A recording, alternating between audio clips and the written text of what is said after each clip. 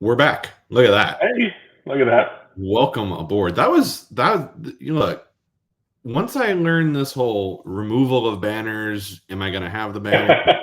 Keep the banner? We'll It's see. over for everybody. We'll see. Look, I cannot be stopped once we get this thing really going. Like it's and look, this is our first time doing this on this new platform that we got. And man, Joey, dude, we have a pretty heavy hitter to join us today, don't we? Anything worth doing is worth overdoing. That's right. So, why not debut the new format? You've got our little teaser about what we're going to do. That'll be out there, right? You'll see that. But why not debut with somebody a fan favorite, a personal favorite, a show favorite, an expert on donkeys in the Italian campaign? Probably one of I think the best guests that we've had, just for the total ability for us to just sit back, shut up, and let him talk for 2.5 hours uninterrupted. That's right. Ladies and gentlemen, live coming to the stage now, Peter Caddick-Adams. The man, the myth, and the legend. And with all the fanfare. We like him so much. Okay. Thrice he's appeared on this show. I think that makes him the most repeated guest. Yeah. There you go. And after 2 years. He's a Home Brew hero.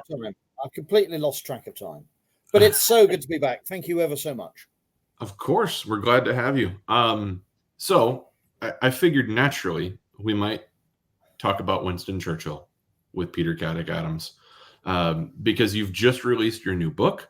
And I have gone through and went and I made a little thing. Here you go. Peter Caddick-Adams has not only written all of these bullet stopper books here, Snow and Steel, Fire and Steel, Sand and Steel. He's also written a small primer to Monty and Rommel, which is not quite so thick, and Monte Cassino, which is a very, very nice, concise volume. But we've got him here to talk about the newest book, Winston Churchill, part of a series on the prime ministers. And how does one write a book about this man? How do you sit down and write something about Winston Churchill? Well, it was very easy, really. I channeled my inner Churchill. I'd always wanted to write a book about Churchill, and it's almost impossible to get a publisher interested because do you know how many books there are about Winston Churchill? Quite a few. Volumes. How many volumes? Bo, where do you stand on 150, 200, maybe 300? I don't know the number, but I know it ain't zero. Yeah. Let's go with 300. Okay, it's over 1,000. Never mind. Wow. 300 was a low ball, but if your price is right and nobody else guessed, 300's walking on stage to spin the wheel, my friend. So it's incredibly difficult to get a publisher interested. And I had written a chapter on Winston Churchill in a book about British prime ministers. And another publisher said, could I expand that into a whole little volume, which is really a primer. So you will know that I write doorstops, that if you drop on your foot, you'll break your foot. You can use for exercise and working out and doorstops and a variety of purposes other than to read. But this time round, less is more. And I was encouraged to write the briefest of introductions really to Winston Churchill. So there are no references, no index, but I was just encouraged to let rip because he's such an interesting, entertaining, transatlantic, because he's half American, his mother was American, figure that bestrides the 20th century and completely dominates not just British history, but world history from 1940 onwards. And here it is. It's, I mean, that is not my usual size, I have to say. No, it is not. Your usual size is right over here. Let's see. Let me see if I can't haul one of these up single-handed. One hand. Oh God. Okay. Well, there you go. There you go. You know, you've done us all an immense favor. Although So the arm I like to think this is the concentrated essence of Winston Churchill. So it's, I'd always wanted to write a book. I had given up anyone commissioning me ever to write a book. So this is number one of a series of books on British prime ministers, and it's very logical to start with the best known, the best brand, and so your next question is, what new can I find to say if people have written over 1,000 volumes about him? And the answer is there's always something more. So I dug around in the archives, newspaper archives, and I found a really interesting little news clipping from 1900. And in 1900, the young Winston Churchill had just been elected to the British Parliament. He had earlier that year escaped from a prisoner of war camp in South Africa in the battle against the Boer farmers. He's pretty much the first person to be recorded as making an escape and a successful home run. And because his father was Chancellor of the Exchequer and leader of the House of Commons, so a well-known figure, his mother was a well-known socialite. He already had a sort of prominence, but he had this amazing life experience and was then lecturing around the country, indeed around the world, because he then went to the United States to continue his lecture series. And this paper clipping was a newspaper clipping, was a review of the public lecture he gave in London. And it ended after paragraphs and paragraphs about what he'd said by saying, see if I can find it actually, rather than it was just incredibly prophetic. One came away feeling how much we owed this young man, and that one had been in the presence of a powerful personality, a personality gifted with a high intelligence, a fearless frankness, and the not uncommon power of looking at facts and from those facts drawing original conclusions. Wait for it. This was written in 1900. Such a man as Winston Churchill must climb very high up the ladder of life. The world needs such men. They make history. They influence men's minds. They carry conviction because they are in earnest. And we, as Englishmen, may well feel proud to call Winston Churchill a countryman of our own. Wow. Now, prophetic or what? When he's pretty much an unknown figure. All he has is the fact he's escaped from a prisoner of war camp and has two famous parents. And that's November 1900. And I just thought, wow, the weight of expectation on his shoulders. And, a lot of people start with promise and huge expectation, and they don't deliver. Their life just doesn't take them to the sort of prominence you might expect when they're much, much younger. He's 25 then. But on this occasion, it takes him a long time to get there. I mean, I think we would say that he's prominent and successful he's prominent for most of his adult life, but he's really only successful in the way that we understand from May 1940. But he does deliver. And that newspaper cutting knocked me sideways when I read it. But to go through all of your life with that kind of expectation, people breathing down your neck, what's he going to do next? How is he going to rise to the challenge of leading a nation or being a public figure? And he does. And he also makes mistakes, but bounces back. So that was my beginning of my engagement, really, with my little Churchill book, and going through a lot of other biographies. I mean, my Churchill library is several hundred volumes. It's not 1,000. I've never seen that. I've never seen that volume. I've never seen that press cutting used by anyone else before. So it was, yeah, I had a chat with Andrew Roberts, of course, who's written the most recent big, credible biography, and he hadn't come across it. So it was very nice to sort of start with that and offer that up as a way of introducing this fantastic figure. So who's next? That's a good point. Well, I'm doing this one, or I've done this one. Winston Churchill dies just as a guy called Harold Wilson, the socialist prime minister, takes office in 1964. Churchill dies the following January, and his is the next, written by a former cabinet minister, a guy called Ian Johnson. So that's the continuity. I've put my hand up to see if they're interested to commission me for Anthony Eden or Harold Macmillan, who are both warriors after my own heart, First World War warriors who have a prominent role in the Second World War before they come to power in the 50s and 60s. So that's the aim, that's the series. And of course, my job was to bring Winston Churchill alive. And to be honest, I found, the most interesting part of his life was the earlier part of his life before he becomes prime minister.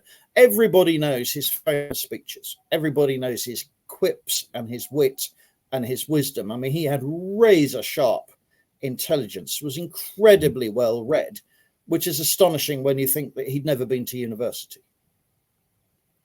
He misses all of that. He's self-read, he's self-educated. He joins the army straight away, goes out to British India, fights several frontier campaigns, takes part in the last cavalry charge of the British Army at a battle called Omdurman in 1898. Makes it his business to be in all those late Victorian battles that take place. But he does something really weird. He not only is leading troops and wearing uniform, but he's also acting as a war correspondent. And that's very, very unusual. It's because he loves the high life, and he's pretty impecunious. He's not left a lot of money by his parents, although I've since discovered that concept is relative in Winston Churchill's case. Even when he goes to South Africa, he takes 18 bottles of vintage champagne, some vintage whiskey, and some vintage cognac. We should all be so lucky. Part of his revenue, and a manservant, a valet. These get left out of his autobiography. So wherever he goes in style. But he needs money to maintain his lifestyle, and he finds that he can generate clean copy, in other words, that doesn't need editing, to length and on time. I wish I could do that. You and me and both.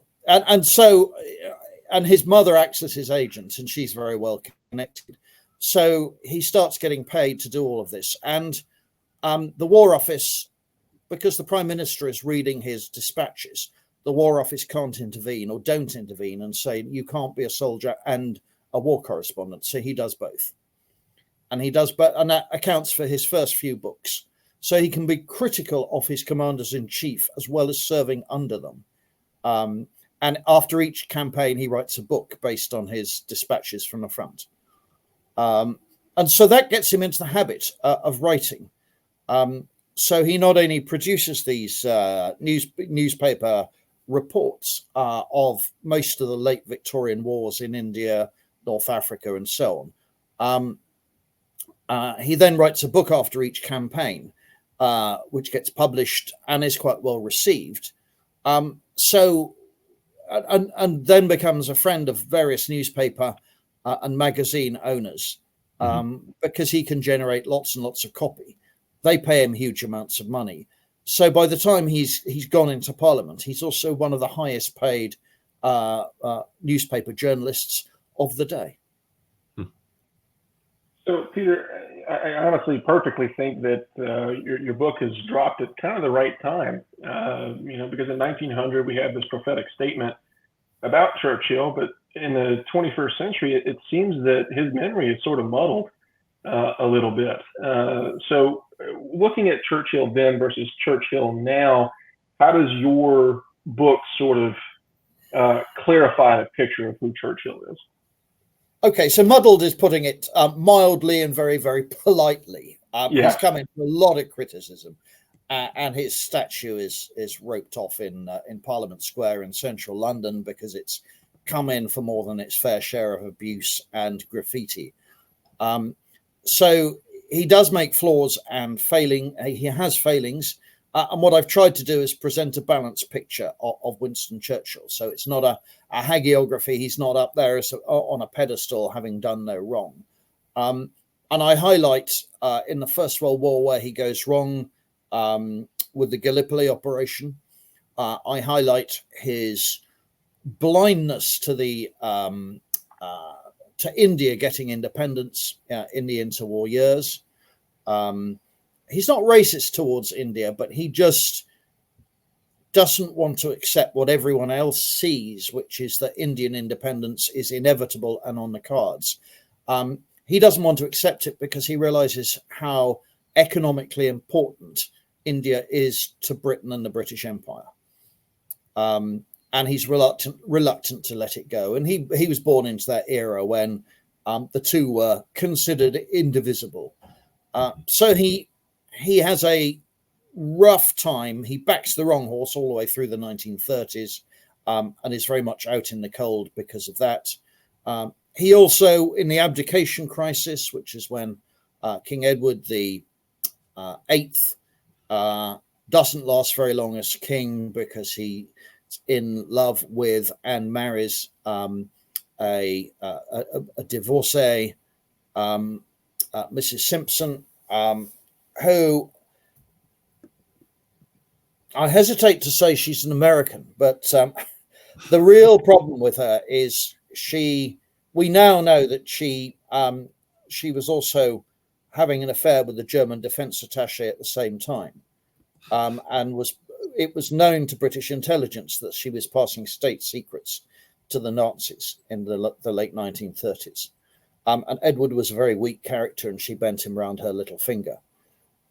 Churchill originally backed Edward rather than his younger brother, who became King George VI, and wanted him to stay on the throne, which was an appalling lapse of judgment. And even his wife sort of fell out with him over that. But eventually, Edward nevertheless abdicated. King George VI ascended the throne.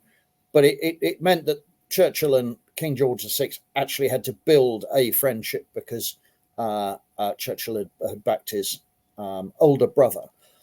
So there was that problem. And then there were problems all the way through the Second World War of judgment.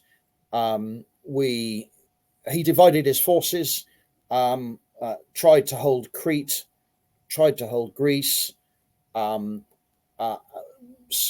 in so doing substantially weakened British forces in North Africa so that they got defeated time and time again by Rommel. He sent battleships to Singapore where they were defenseless against Japanese air power because they didn't have an aircraft carrier in company. And this is all because of Churchill's personal interference. It led to 2 votes of confidence against him in the House of Commons in January and July 1942, which people forget about.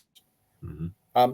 So there were, there were severe lapses of judgment, and the most prominent issue that's felt into the machine gun of anti-Churchillian rhetoric at the moment is the Bengal famine of 1942-43, when up to 3 million Indians died of famine. But I deal with all these issues in the book, and I do look at the Bengal famine. And essentially, Churchill did everything he possibly could to alleviate it. I mean, the problem with famines is once you're alerted to them, they've happened or they're in process. And it's very difficult to click your fingers and suddenly solve the problem. Mm-hmm. And the initial problem with the Bengal famine, Bengal is largely part of what is now Bangladesh, is that this should have been the responsibility for the British representative of the king in India, the Viceroy of India. So the British Indian government had to deal with the problem. And they tried to deal with the problem first and failed to. So it ends up on the desk in London. But, almost too late, really, for Churchill to intervene in a decisive and successful way. Mm-hmm. So that doesn't really wash in terms of the criticism of Churchill. The oceans around India, the Red Sea and the Bay of Bengal, are full of Japanese submarines. So sending huge amounts of extra shipping full of grain to alleviate the problem isn't going to sort the problem if those ships are going to be sunk. And they're needed anyway for the island hopping in the Pacific and for D-Day, because we're talking late 1943, ready for the victorious campaigns of 1944. Mm-hmm. And finally, Churchill does actually find that he can release 1 million tons of wheat and barley from Australia and Iraq to go to India, and it does go by ship. So he does everything he possibly can to alleviate the famine, but you can't lay the blame at his personal desk and over this. And it's partly because he's made all sorts of statements about not wishing India to get independence in the 1930s. He's therefore cast as a racist. And then 10 years later, this seems to be to those who are unforgiving and very accusatory of the same old Churchill. But of course, he's running a war, and his focus is not on India, and he has to delegate. And this is a case where the delegation doesn't work. When he does wade in, it's not enough to avoid the famine, but it is wrapped up successfully, and the famine then does come to a halt. But Andrew Roberts makes the point, and several other historians, that far from being blameworthy or going out of his way to try and starve all these poor Indian subjects, he does everything possible to alleviate what's happening to them.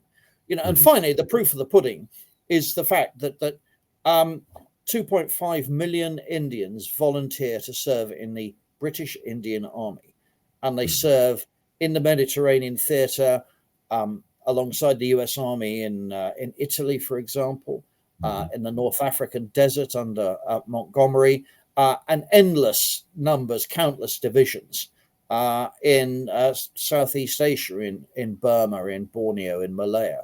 And that wouldn't be happening if they felt that they were being deliberately starved by Winston Churchill. So, and the Indian Army is an all-volunteer army. So these guys are putting their hand up and saying, "Me, Saab, can I join the army, please?" Mm-hmm. So I do draw out as many of the controversies that I feel are propelling Winston Churchill into the news for perhaps the wrong reasons. And I just felt that it was my job as a historian to have a look at these new controversies and perhaps slay a few ghosts, because there's an awful lot of nonsense that's been spoken about him. And he ends up coming out, he's an imperfect human being, but I think he ends up still coming out a very great individual. And it's impossible not to fall in love with him, really. I mean, he is just such a broad person. I mean, he lives several different lives. I mean, if I give you a hint of what we think about him, he's the only British premier to take part in a cavalry charge under fire. He was also the first to possess an atomic weapon. Yeah. He's known as an animal breeder, an aristocrat, an aviator, a beekeeper, a big game hunter, a bon viveur, a bricklayer. He builds several houses and a butterfly room and cottages on his estate in Chartwell in Kent, which you've got to visit if you're coming to England. That's the plan. It's on the list. Good. He's a broadcaster, a fine wine, connoisseur of fine wines and tobacco. So his favourite vintage is Pol Roger, 1928, and the whole of the 1928 vintage is reserved for him. When he drinks that dry, he moves on to 1933, which is also reserved for him. When that's finished, he moves on to another vintage. When he dies, Pol Roger put a black band around all their wine labels in 1965 as a mark of respect for their best customer. And they then talk about how much champagne Winston Churchill has drunk or has ordered from them. He hasn't necessarily drunk them all. Any guesses as to how many thousand bottles he might have ordered from Pol Roger Champagne House between 1900 and 1964? A lot. How many would you have loved to have ordered in that a similar period of time? Oh gosh, 1900 to 1965. Jesus, I'm gonna say like 35,000 bottles. 35,000. 35,000. Yeah. Okay. 16,000. I don't know. Shot in the dark. 42,000. Wow. I wasn't that far off. That's from Pol. I gave him a lot of credit. Okay. I gosh. A lot of credit. Remember that. You'll look at that bottle with added reverence whenever you look at different types of champagne, because he felt it, and that wasn't the only one he bought. That was the one he favoured. So he bought other brands as well. So it gives you a mark of that. So where were we? He was an essayist, a gambler, a global traveller, a horseman, a journalist, a landscape gardener, a lepidopterist, collector of butterflies, a monarchist, a newspaper editor, a Nobel Prize winner, awarded the Nobel Prize for Literature, a novelist, an orchid collector, a parliamentarian, the public schools fencing champion in the United Kingdom, polo player, prison escapee, rose grower, sailor, soldier, speechmaker, statesman, war correspondent, war hero, warlord, and wit. Wow. There's a good half dozen lives just lived by one person there. Any one of which we would be proud to have lived. So the problem, of course, was how do you condense the essential essence of Winston Churchill? What is the essence of Winston Churchill? Well, I think poetry. JFK famously said when he made Winston Churchill a citizen at the beginning of 1965, when he made Churchill a US citizen, an honorary citizen. He said he mobilized the English language and sent it into battle. And there's a lot of poetry and romance about his makeup. He writes 30 books, all but one of non-fiction. And a lot of them are history or current affairs. And he has a very romantic view of English history, which he realizes he's making as well. And some of his life is about making history. And he also says that history will be kind to me because I shall write it. Many people have tried since, but he was the first one to really engage with that. So the story of the First World War and the Second World War is largely understood through the 6-volume accounts that he wrote of each war, the World Crisis and the First World War and the Second World War, of the same name. We often don't realize that actually he got teams of writers and experts to write a lot of the chapters, which he then polished and turned into Churchillese. You asked me about the essence. So it's words whether written or spoken, but with a good deal of romance and poetry. And when words really matter, as in 1940 with his famous war speeches, they become very short. They're Anglo-Saxon words, they're single syllable words. It's the sort of language that Shakespeare would have used. We will fight on the beaches. I mean, and the repetition, we shall fight in France, we shall fight on the seas and oceans, we will fight with growing confidence and growing strength in the air, we shall defend our island. I mean, it's totally unequivocal what he is saying. And the repetition of his most famous speeches. You ask, what is our aim? It is victory. There's absolutely no messing around. There's no room for confusion about what Churchill is about, whether to his fellow members of Parliament in the House of Commons, which is where he makes all his speeches to begin with. They're not relayed live over the airwaves. They're read later by an announcer over the British Broadcasting Corporation, unlike today. So you wouldn't get any of that live in those days. But then that adds to the mystique. So everybody wants to see the man. And then what else is the concentrated essence of Winston Churchill? He's a man of props. So he has his bow ties. He has his famous cigar all the time. The first war he sees is in Cuba with the Spanish War Spanish-American War in Cuba. And he goes out as an observer when he's been newly commissioned from Sandhurst Officer School, but before he joins his regiment. Really? I did not know. That's cool. Yeah. He's under fire on his 21st birthday, and the horse next to him is hit by a bullet. And all through his life, he enjoys being under fire. He finds he has no fear at all of combat, and that's a great age at which to sort of discover that. I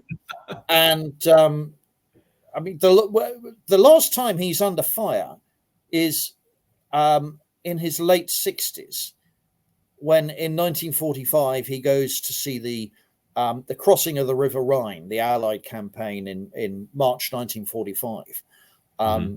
And Eisenhower says to Montgomery, under no circumstances let Churchill near the front.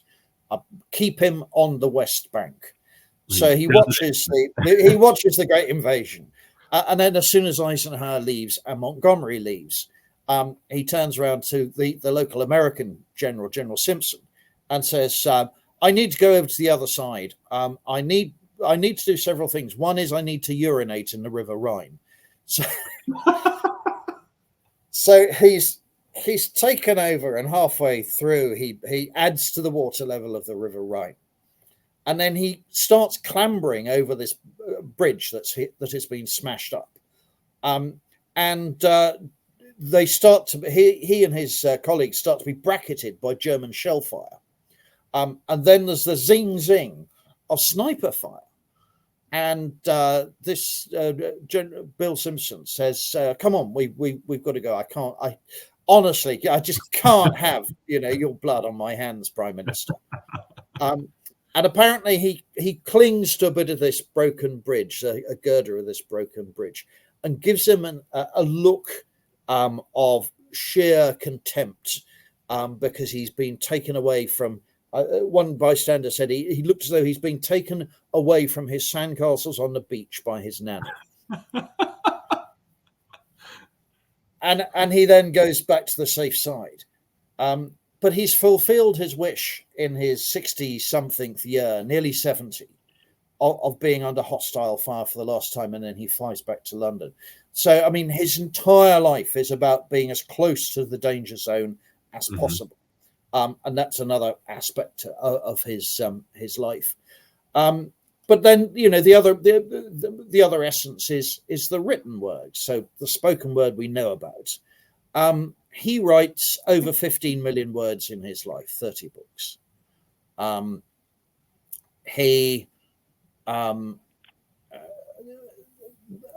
that's irrespective of thousands of articles in newspapers and magazines around the world, which are syndicated and translated into every language you can think of. And one of the reasons why we know so much about him and why there are 1,000 books, over 1,000 books on him, is because Churchill, with that sort of vanity that is inexcusable in anyone else, but is permissible in his case, is that he always assumed he was going to be famous and dominate the world in some way or other. And he found out how difficult it was to write biographies of other people. He wrote one of his ancestor, the Duke of Marlborough, and one of his father, Lord Randolph Churchill. He found out how difficult biographies are because archives are horrible, because there's nothing there. So he archived himself. So he saved every letter, every piece of correspondence, all his correspondence with his agents and his publishers, but every bill for his household, all his love letters with his wife, all of, every note, every facet of his life, his tailor's bills, all went into what is now the Churchill archives at Churchill College, Cambridge. So if you want to know about his tailor's bills, or why he didn't pay his gunsmith's bills for shotguns for 3 years in the late 1930s because he's impecunious, all the raw material is there. And you can dive into this, and it's absolutely fascinating. So there's this huge archive. No one else's life is archived as fully as his is. So there's an official biography that was started by his son, carried on by a guy called Martin Gilbert, who's a great British scholar, and then by Larry Arn, who's an American scholar at Hillshead College. And that runs to 8 volumes. So that's the most, that's the longest authorized biography of anyone in the world. But with it are 23 companion volumes, which run to another 12 million words, 19 million words. Wow. And they're all the documents that come from the Churchill. And they're just selected documents. Yeah. Remember, so every part of his life is just referenced, and it just, all of this brings the man to life. And I have to say, when you're busy going through the pages, and there's the smell of the ink of the man. Sometimes almost you can smell the cigar smoke, and a sense of the great man looking down at you, nodding his head with approval. But I don't think you were with me. Last time I went to Landmark Booksellers in Franklin, they had the full volumes of Churchill's biography. Yeah, the 8-volume first edition printing. And they had it in the case for something like $13,000. And I said, believe it. You know what? I got a lot of books. They're worth a lot of money. But they are not all together combined worth $13,000. Yeah. But yeah, anyways. Okay, so I was in a London bookshop last week, Hatchard's Books in Piccadilly, by appointment to Her Majesty the Queen and His Majesty the King, booksellers for the last 200-300 years. And I was signing copies of my book, and they said, "Can you sign a copy of your book to someone, please? We are trying to entice her to buy a complete set of Churchill's works. And we've got a copy of every book he ever wrote, first editions, uniformly bound in leather. And we could, as a sweetener to try and entice her to buy the set, we'll give her a copy of your book signed." So that was $20,000 worth of books that they're trying to. Yeah, he still might be smart. Yeah, and those aren't autographed. Yeah. That's true. Yours, which is the love letter on top. Absolutely. Peter, a lot of times in American politics, American presidential candidates try to emulate, some of the highest ranking, former American presidents. Everybody wants to be George Washington. Everybody wants to be Dwight Eisenhower. Do other prime ministers try to emulate Churchill? Yes, and so does several American presidents, I have to say. Yeah. I mean, George Bush Jr. was famous for George W. Bush was famous having Churchill's bust in his in the White House, in the Oval Office. I mean, he is. I've got many political friends in the United Kingdom, although we've just had an election and a lot of them have just been voted out of office. But one of them wrote a lovely introduction for me about what Winston Churchill means to a present-day member of Parliament when he's walking through the House of Commons and working in the House of Commons. And his bust is there, his portrait is there. There are plaques to show where his coffin laid in state. You can imagine him in the House of Commons, his special seat. The dining room is one of the dining rooms is named the Churchill dining room. I mean, he is absolutely everywhere, and you can't get away from him. And my first job when I just before I joined the army was to work as a researcher in the House of Commons, and I rubbed shoulders with members of Parliament because I always thought I'd be a member of Parliament. It didn't happen. I was rubbing shoulders with members of Parliament who had been there when Winston Churchill was an MP, and they could come out with stories that they remember of the great man being there. So that sort of continuity and linkage is always there. I think it's very, very difficult for current day members of Parliament or cabinet ministers not to be affected by the mantle and almost sort of cloud of Churchill, because he was such a big man who dominated the British Parliament. First elected in 1900, only stands down from his seat in 1964. He's out in the wilderness for 2 of those years. So, I mean, that's a huge time in Parliament, and it's almost impossible to avoid coming up against his reputation in some way or other. And quite a lot of people try and do it blatantly and adopt a Churchillian voice or Churchillian policies, or align themselves to the man, or quote his speeches and say Churchill would have approved of what I'm trying to achieve. Mm-hmm. And a lot of it is very naughty, I may say, but it's a mark of the man. I mean, a lot of politicians would love to go down with their surname being used as a political adjective. So Margaret Thatcher, bless her, produced Thatcherite policies. Mm-hmm. But a lot of even prime ministers sink without trace. Their surname means nothing. But Churchillian is altogether sort of something else. I mean, he has the status and importance of a Roman emperor. Mm-hmm. Think of Augustus Caesar. August becomes the adjective from his from his name. Churchillian implies all sorts of grand living insights, but there's always a hint of extravagance and wealth and good living, as well as a degree of internationalism and being well read. I mean, it's a plane above being a national politician.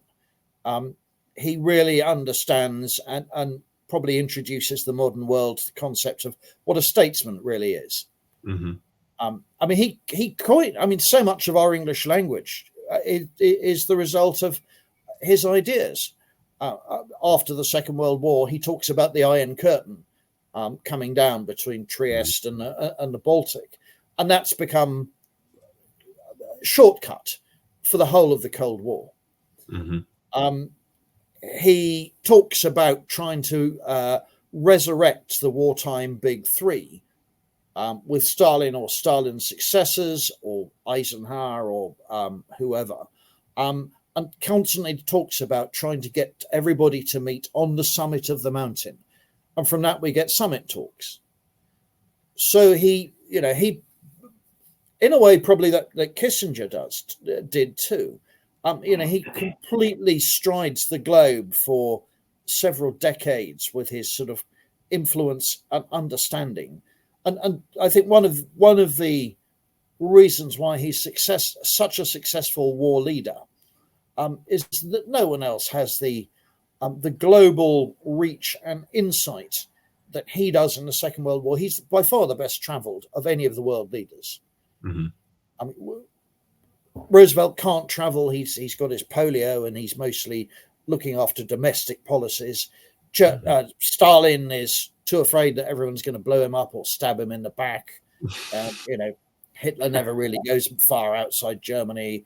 And Churchill has traveled everywhere, both before the First World War, during the First World War, in the interwar years, then all the way through the Second World War. I mean, you can make the accusation, and it's an accusation I pick up on in the book, that he spends more time traveling and building coalitions than he does actually governing, because he has a very, very good deputy in Clement Attlee who runs the country domestically while he's doing defense and foreign policy, which are the only interests he has by the Second World War. Although he started off as a great social reformer, by 1940, it's just foreign affairs and defense. And I get that, because that's the way my brain ticks as well. But that's a very necessary aspect of being the premier of your country.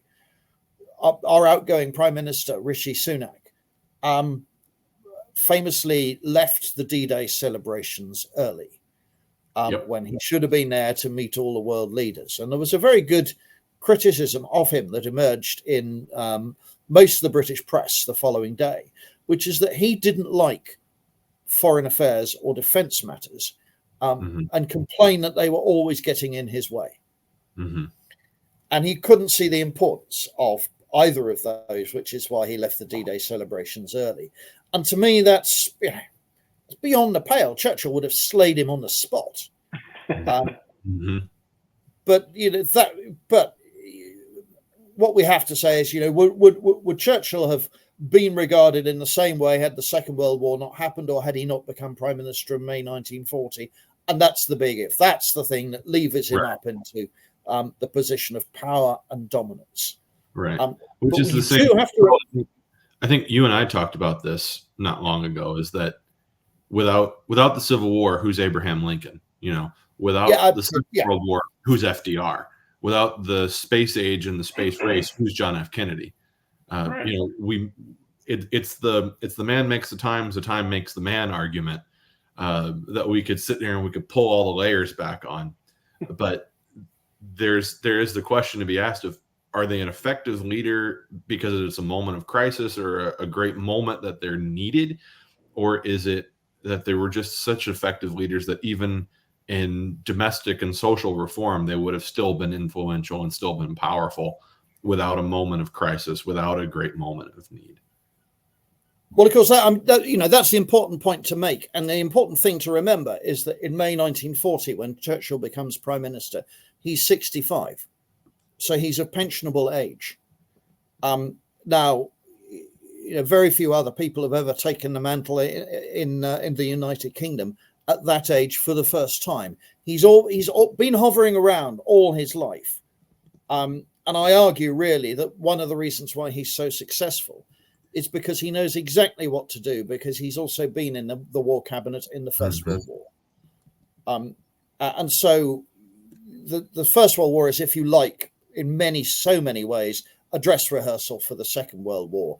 So the concentration of war factories, women going into the munitions factories, convoys, rationing, a home front that's being bombed, the formation of a war cabinet to run the war, direct control of generals in the field by politicians and visiting the front. The examples are endless, but they all find an origin in the First World War, and that's what's so fascinating. When you realize that, and you realize that a lot of these haven't been instituted when the war begins, but when Churchill comes to power in May 1940, he all he has to do is press the right buttons, and he knows what it is that he needs to do. And in that respect, he's also in the interwar period been very alive to the value of military intelligence that he's been given from all sorts of different areas and by all sorts of different people. And he learns to trust military intelligence that's given to him. And he forms a joint intelligence committee. So he channels intelligence from every single source, makes sure it gets to a single committee, which he presides over. And so instead of intelligence being competing, there's a single unanimous committee that oversees intelligence coming from everywhere. And that's totally unlike the Nazi system, where intelligence is competing, and it's almost Darwinian, survival of the fittest. Whoever shouts loudest gets the top, gets there. And even then, it's who do you listen to? Exactly. So, and every time something goes wrong in the modern world, you go back to your intelligence. Is this a war between the Secret Service and the CIA and the FBI, or whatever? And Churchill was always very forthright in making sure that he saw intelligence in its raw state, but that it was there was a deconflict, and so intelligence always added to the picture rather than people felt, because people who work in that kind of world feel that ownership is power, and they don't like to share. And his job was to get everybody to share, to be able to win the war. But he's not only doing that on a national basis; he's got to do that on an international basis. So he's got to get you guys to share with us and all the other coalition partners. And if you think about, where you've come from, and in 1940, America First and Lindbergh was an extremely powerful movement, as was the British Union of Fascists. Then you've got the Free French. Then you've got the Vichy. Then you've got the Free Poles. All they want to do is kill Germans and kill Russians. But you've somehow got to bring the Russians in on your side as well.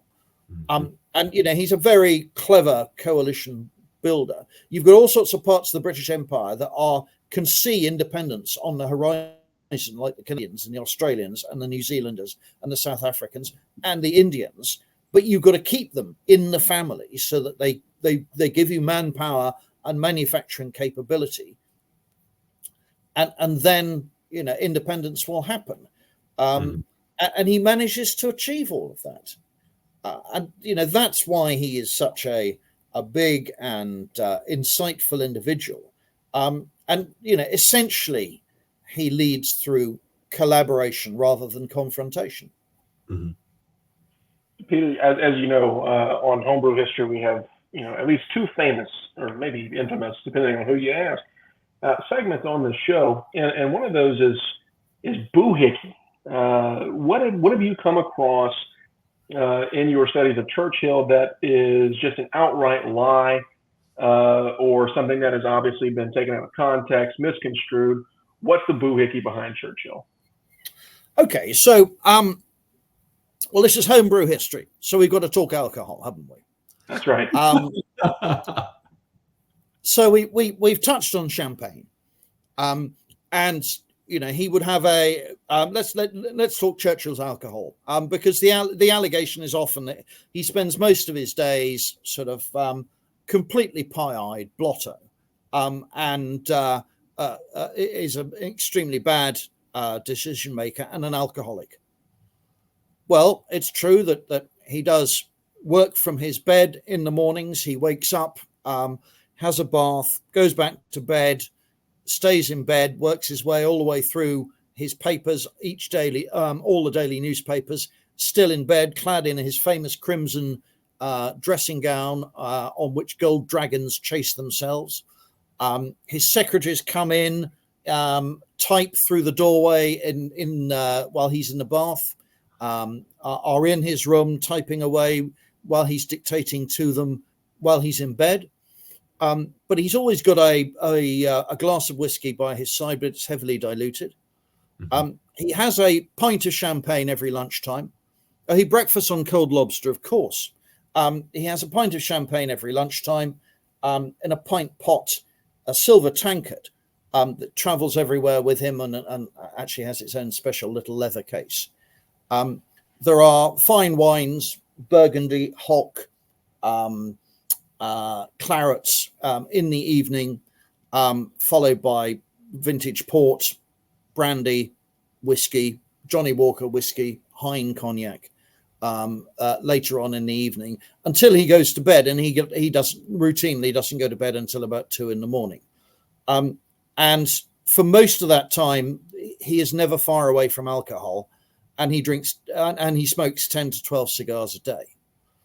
His valet grumbled that he was smoking his way through the equivalent of a valet's wage in a single day's worth of cigars.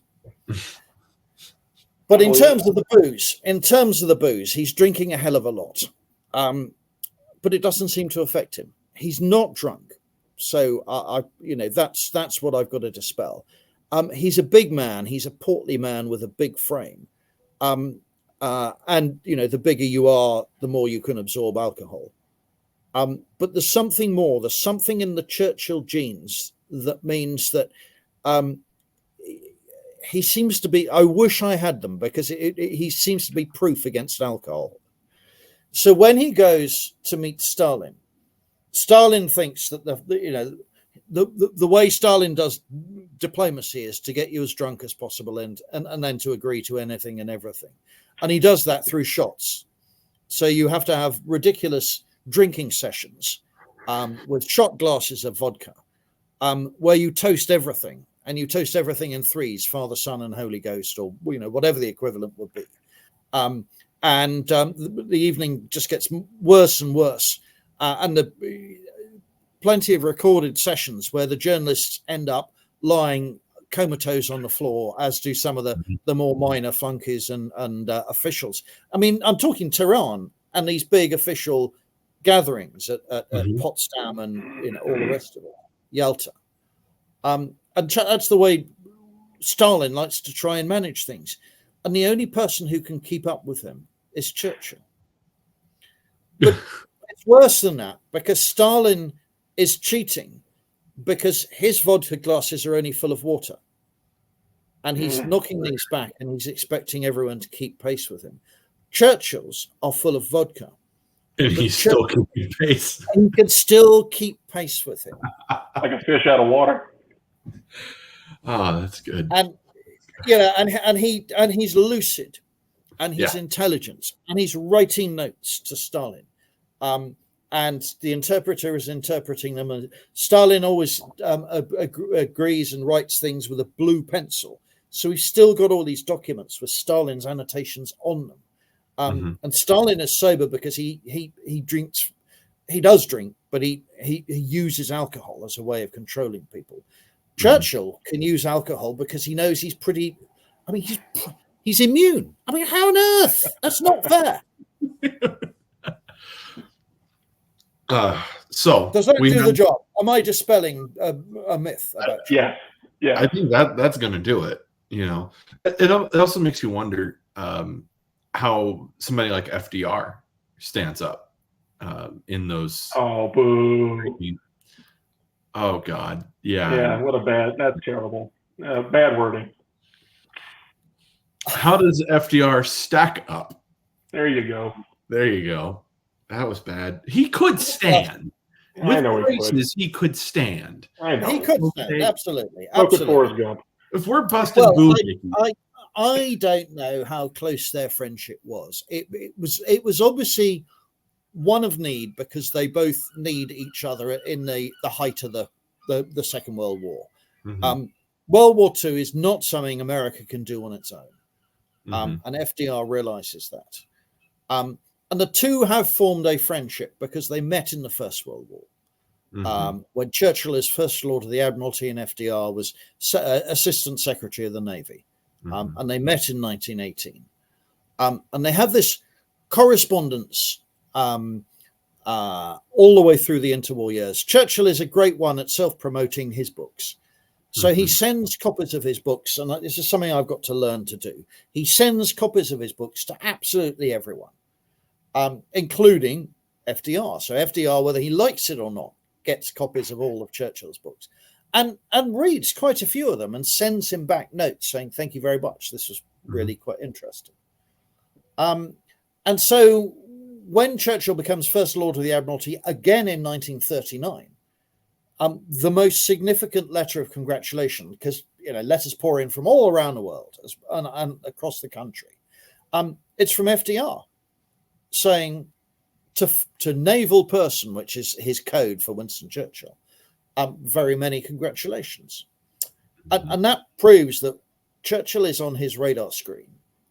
And of course, FDR is really a secret interventionist, but pretending to be someone who wants to keep America isolated from the war. And he fights the 1940 campaign on being an isolationist. But he's walking a tightrope. But he realizes that he can't completely wash his hands of what is going on in Europe in 1939 to 1940. He's got to take an interest. And it's rather like now with Vladimir Putin in Ukraine. If you completely look the other way and wash your hands of all responsibility for a dictator committing skullduggery in Europe, that problem will come and end up on your doorstep sooner or later. And FDR gets that. So he's formed this relationship with Churchill. They keep it going. Churchill adopts changes his name of naval person to former naval person when he becomes prime minister, and that's how they address one another. And they have the famous scrambler telephone by which FDR and Churchill can talk. They talk to one another either by scrambler telephone or by telegram almost every day of the war, or the equivalent of every day of the war if you number the amount of telegrams that pass between them or phone calls. Churchill spends over 100 days in FDR's company, mostly in the White House. There's a White House famous Christmas meeting between the two of them. Yeah, I mean, immediately after Pearl Harbor. But I mean, Churchill realizes that, and has always said, Britain's job is to hang on in 1940 and prove to the Americans they can survive. And in due course, America will come in and help Britain to win the war against Germany. And it takes longer than he expects, but that's exactly what happens. And of course, as soon as Pearl Harbor happens and the Germans declare war on the United States, I mean, how bonkers is that? Right. I mean, you need your head examining if you proactively declare war on the United States, but that's Hitler for you. So Churchill goes over and spends the better part of a month in the White House, and there are White House staffers who sort of saying, God, if the Redcoats come back to reoccupy the White House.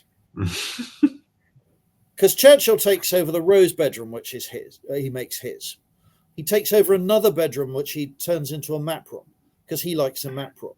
So all the furniture is moved to one side. The walls are covered with maps, and all the confidential information is used from both countries is used to update those maps and provide a sort of real time conference room, which, when Brigadier General Eisenhower, as he was then, comes in and looks at it, he grumbles that Churchill's map room is more up to date than his own in the Pentagon.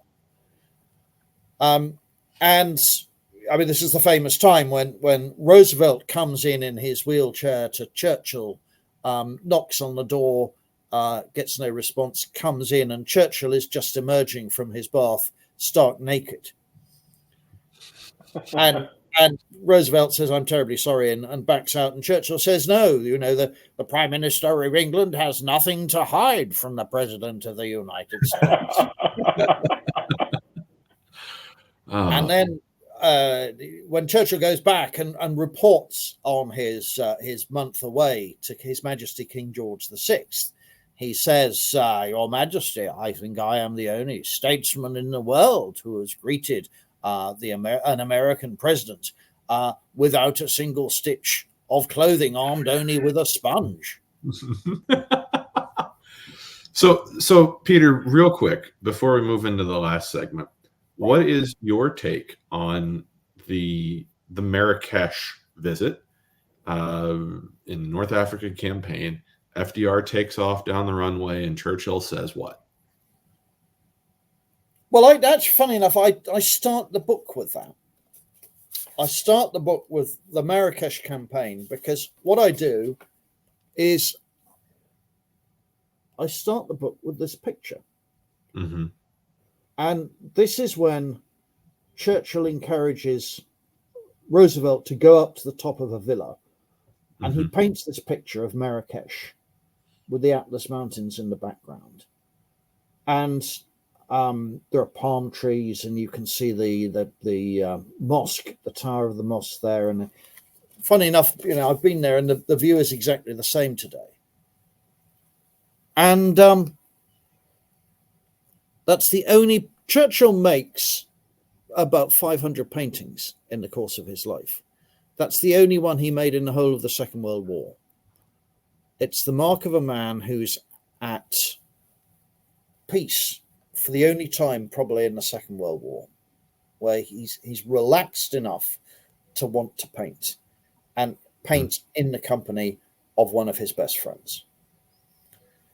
The problem with Roosevelt is I don't know how really close their friendship was, because when Roosevelt dies unexpectedly in April 1945, Churchill has a plane ready to go to his funeral, and then he cancels the plane, and he doesn't go to the funeral. And he could have done, if you think of all the transatlantic travel and international travel he's done in unpressurized aircraft or battleships dodging U-boats, all at high risk. And he, for someone who is allegedly his best friend, certainly the most significant coalition partner, he doesn't go to his funeral. And I don't understand why. There's nothing in his papers that indicate why. And you wonder just how close the friendship was, or whether it was one of need, whether it was pure opportunism, whether he was upset because Yalta has just happened and Roosevelt seemed to naively side with Stalin against Churchill, or what was going on. I think Marrakesh represents the height of their friendship. Mm-hmm.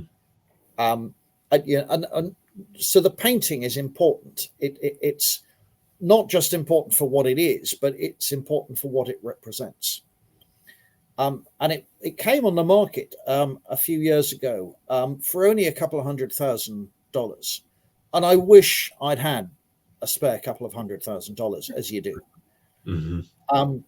But it was bought by Angelina Jolie and Brad Pitt. And they have just sold it for $6 or $7 million. Always. Yeah, no, exactly. And it's disappeared. But it's such an important painting. And I think it's probably the most important painting that Churchill does because of what it represents. Mm-hmm. So Marrakesh is not just the moment where we decide how and when we're going to invade Normandy, who the commander-in-chief is going to be, Eisenhower, the rest of the strategy of the war is effectively mapped out.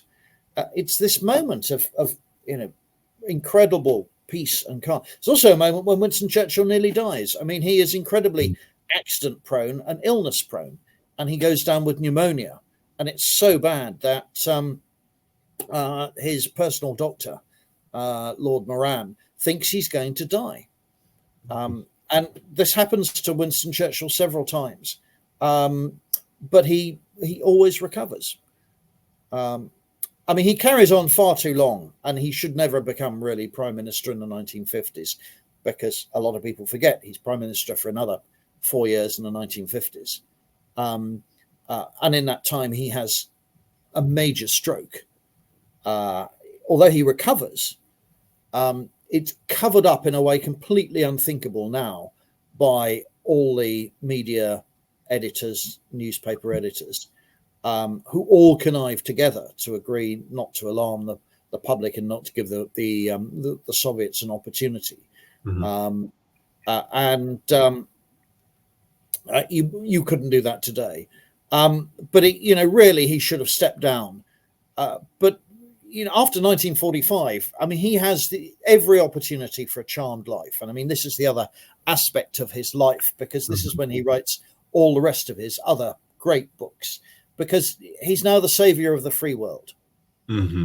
So this is the time to step into the great man's shoes. This is what you and I would love to do, because it's a time when no airline feel they can charge him, no cruise ship feels they can charge him, no restaurant can charge him, no hotel feels they can charge him. In fact, they're all queuing up to have him on their premises gratis. Mm-hmm. And he can dip deep into their finest wines and cigars and food. And wherever he goes, he's going to be feted and given a medal and prevailed upon to make a speech. But everybody wants to be his friend, for the rest of his life. So, even the world's sort of foremost industrialists queue up to have him on their yachts, the Onassis, all the rest of it, because he is that global figure. And I think that's why he is so well remembered. He's a transatlantic figure. There are no other British politicians who have that, and it's not just because he has dual nationality. It's because he just has this. He strides the world like a colossus, and I can't think of any other British politician who has that same impact. And I can't think of an American politician really who has that same impact. Perhaps Eisenhower. But that's all we're talking about. He sheds off the mantle of being a Brit, and he's really a world citizen, and incredibly well known and recognised for it. I was talking about his props earlier, so the cigars, an endless variety of hats. Mm-hmm. He loves wearing military uniforms, and he's entitled to several naval uniforms. He's an honorary Air Commodore in the Royal Air Force. He's an honorary colonel in the British Army. He's never seen without a walking cane, his bow ties, his hats, you name it. And they are props because this is before the television age. Because we know him through his words, written and spoken. Mm-hmm. We know him through newsreels and radio broadcasts, but we don't know him through television. Mm-hmm. And we've now found recently a clip of him doing a screen test for the BBC, trying to get his head round television. And he's clearly uncomfortable with it, so he doesn't engage in it. But can you imagine Winston Churchill dominating the airwaves? You're interviewing him and he would not let you have a word in sideways. Now for a segment that I think would make Winston Churchill very proud. It's Home Brew History. So, Peter, what is in your cup? Well, which of Churchill's brews shall we talk about? Now, I mean, I've let you off because I've been the other side of the Atlantic for every single discussion we've had. And so you've managed to avoid having to send me a bottle of whatever hooch. But I think as at least one of you is coming over the Atlantic, we're going to have to put right that particular wrong. So what is I've promised a lot of people pints, okay? I've promised a lot of alcohol on my bill, all right? Well, okay. So which champagne house can you afford me to work my way through? Right now, it's like the Great Value brand of shop from Walmart. I'll step on my own grapes, I guess. Well, it's okay. So you're lucky I'm not a cigar smoker, but Winston Churchill's habit, very well found habit of a pint of champagne every lunchtime. Mhm. I think is probably a particularly well-found one. And then, of course, he always has a siesta. And it's something I always wondered why people did this. And now I find myself doing it. It's a jolly good habit to get into. So I have lunch. I usually without alcohol, I have to say. And then I get into the habit of conking out just for an hour or two. And then I'm refreshed and ready to sort of rattle off another few thousand words or go and do an interview or whatever it is, or hop on a train up to London. And that works really well for me, and it clearly worked for him. And the secret of his success in his life, and probably his long life, is to stop every now and again and recharge the batteries. And like a good sort of mobile phone, you don't let it run down completely to the end, but you sort of every now and again, when you see the signal sort of hovering around about half, you plug it in. And that's what Churchill realized about himself. So there was always, part of that plugging in was achieved by alcohol, but partly there was this compulsion to sleep every now and again, which he did. So champagne, please. With the permission of being allowed to sleep afterwards. Bo, how about you? What's in your cup? So we started this interview in the morning over here, and I have a rule that before noon, alcoholic drinks don't count. But now that it's effectively 12:10 Central Standard Time, I can now count this. But I do have some. This is Heritage Hills. It's a bourbon cream. I put it in my coffee this morning and have been sipping on it ever since. And it is, as the Cajuns would say, "Ça c'est bon." It's delicious. So Churchill no doubt approve, because he was very much a whiskey man. So he didn't drink whiskey until he went out to fight on the northwest frontier of what was then British India. And he found that the only drinks available were tepid water, tea with tepid water, or whiskey with tepid water. So he tried whiskey with tepid water. And his father had warned him off this. He sort of said, "Young Winston, that's the kind of horrible drink that only people drink when they're shooting game as a last resort." But he said, "I tried whiskey with tepid water, and after a while, the horror of it, the sheer repulsion of the drink, got the better of me, and it rather became quite a useful drink to get used to." So that was the beginning of his love affair with whiskey.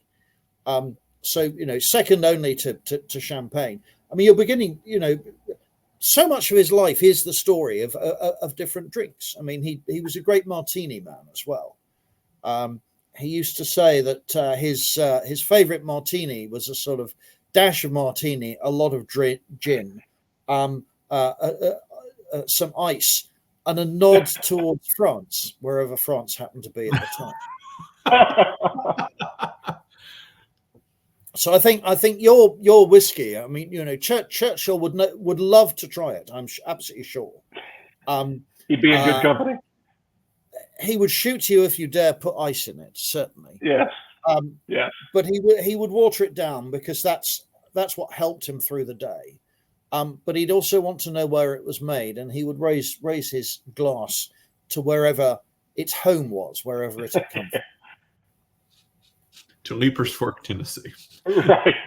So, Joey, what you got, man? I am not sipping on anything because I have to run and do all of my logistics planning for this great transatlantic voyage here in the day.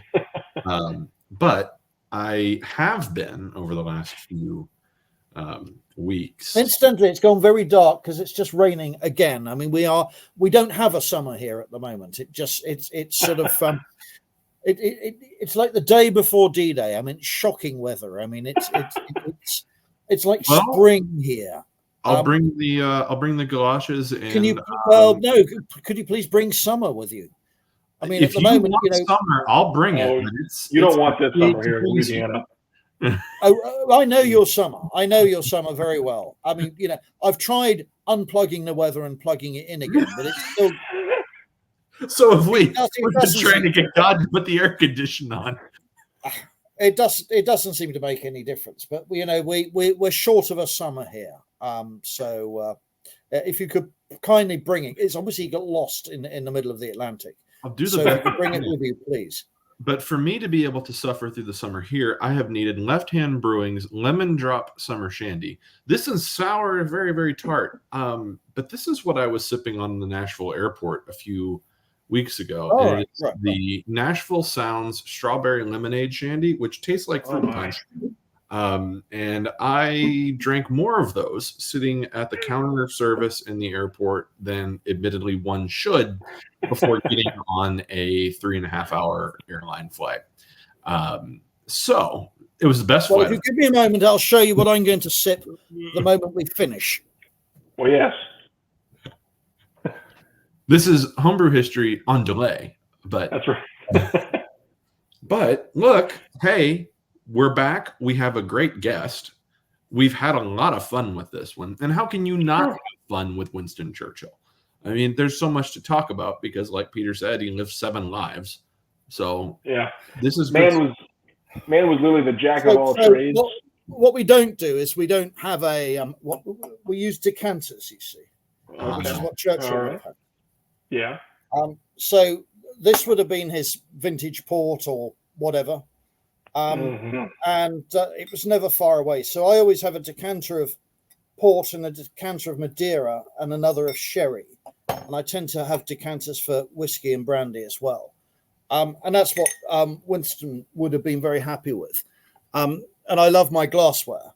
So that's the way to make sure that you've always got a good stock of. So there we are. That's vintage port. Well, I say we raise a glass to Peter, to the new format, and to safe travels for all involved in We Have Ways Fest. Absolutely, yeah. This is and to Churchill as well. There we go. Raising the book. All right. Thanks for listening, everybody. Bo, always a pleasure to have you back. Peter, a delight. The book is Winston Churchill, part of a series on prime ministers, available at all respectable bookstores. And I hear tell that Peter wants to send these out to people everywhere. So by all means, please buy that book. And we will see you.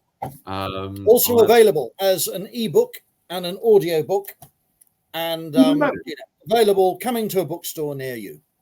There we go. So there we are. Thanks for listening, everybody. We will catch up in due course. So I wish you Godspeed and a good flight. Goodness me, this is a monsoon outside. Struth. Something to look forward to.